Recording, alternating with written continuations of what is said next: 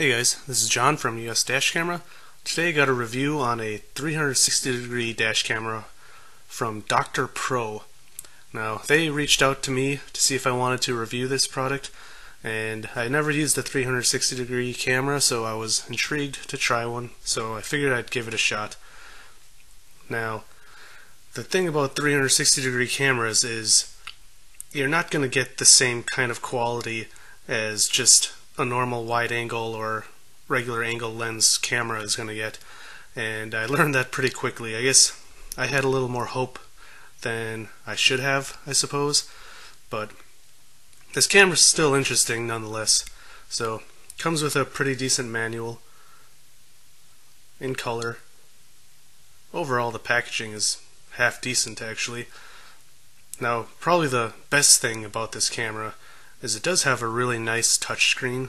It's a 4.5-inch touchscreen, so some of the plastic feels a little cheap, but overall the touchscreen is pretty impressive considering this camera is only $100 on Amazon, and it includes a rear camera too.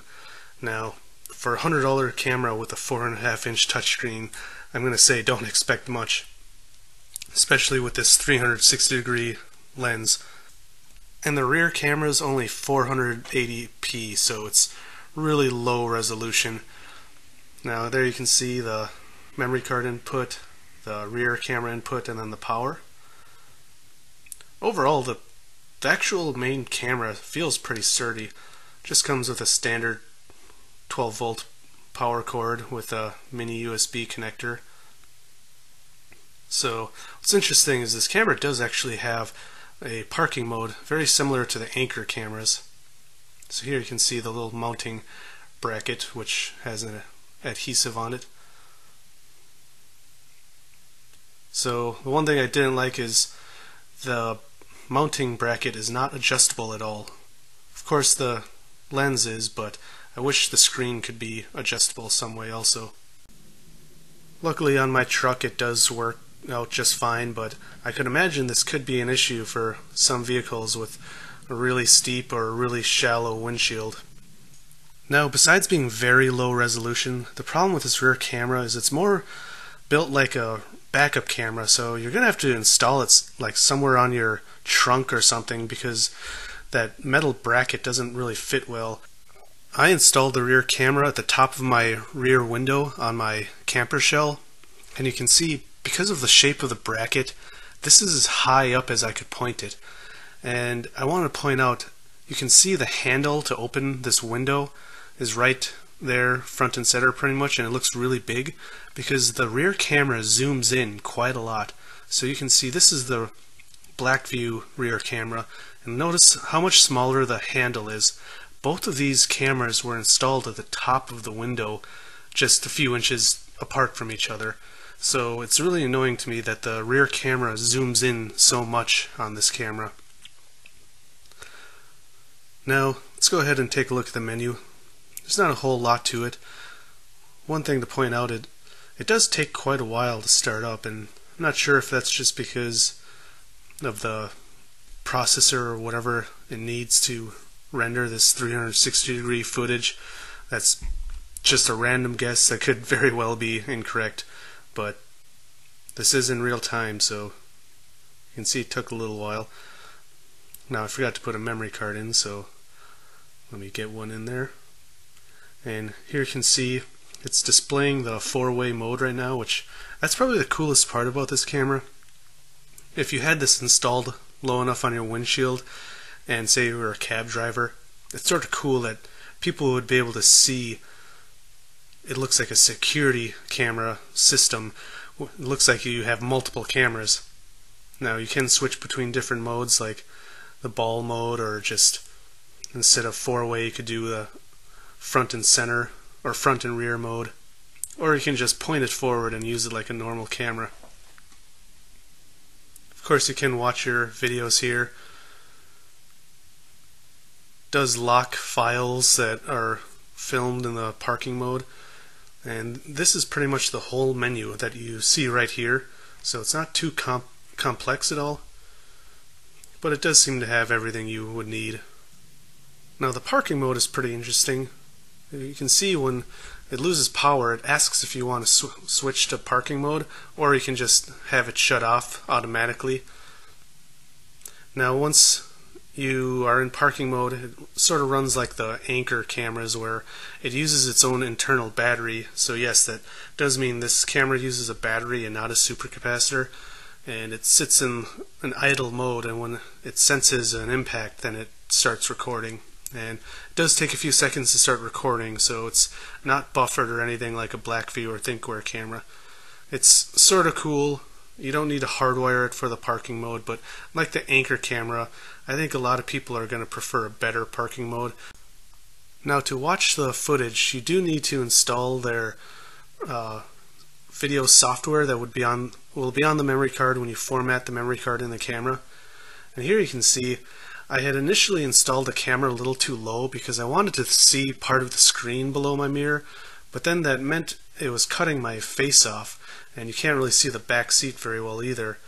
So this camera, for one, you have to install it very precisely, otherwise the 360-degree lens might not capture everything you want to capture. So it's got to be high enough. Say you're an Uber driver or a cab driver and you want it to record the back seat also, you need to make sure it's high enough that the horizon of the lens is going to be high up enough to capture everyone in the back seat or everyone's faces or everyone or all the cars in front of you.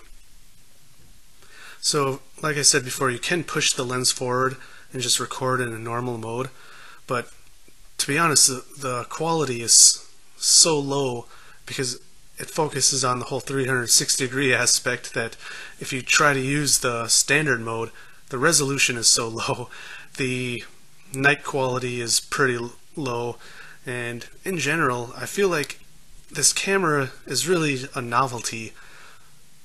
I did say multiple times that it's only $100 because for everything that's in it, it is pretty cheap, but even for $100 I was hoping for much better video quality.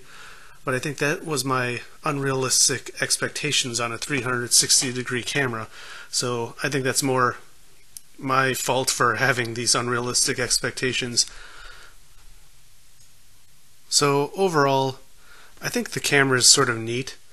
It seems like just a novelty to me though, because if it's a dash camera, most people are going to be able to expect to at least read license plates in cars during the day directly in front of you, but the video quality's not good enough to do that, except maybe when you point it forward and use the normal mode, but that sort of defeats the purpose of having this camera. If you buy this camera, why would you not use the 360-degree front and rear or four-way mode?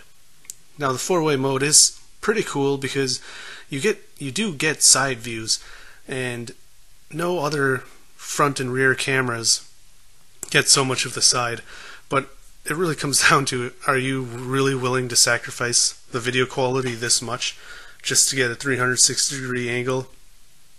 I personally think there's better options out there, like from Vantrue or Transcend, that have front and rear taxi style cameras. The best things I can say about this is, for one, the touchscreen is actually really nice. I was surprised at how high quality the touchscreen feels for such a cheap camera, and you could technically use that rear camera as a reversing camera if you installed it above your license plate, which I wasn't really willing to do for this review because I don't want to screw any holes or anything in my truck's body. And with the large 4.5-inch screen, you sort of could use it as a decent reversing camera. Now, even though I talked pretty poorly about the video quality, if you're someone that is a Uber driver or taxi driver, it is sort of cool if you have it low enough and you can see the screen, which will cut off people's faces. It does sort of look ominous, like a really high-tech security system. I think your passengers would actually be impressed and think it's much higher quality or much more expensive than it really is, because it is really cheap.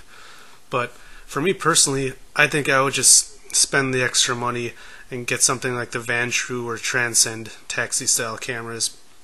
But anyways, that's my review of the Dr. Pro 360 dash camera. Of course, if you are still interested in this camera, I will provide links down below to where you can purchase this from Amazon. And as usual, drive safe, thanks for watching, and I'll see you next time.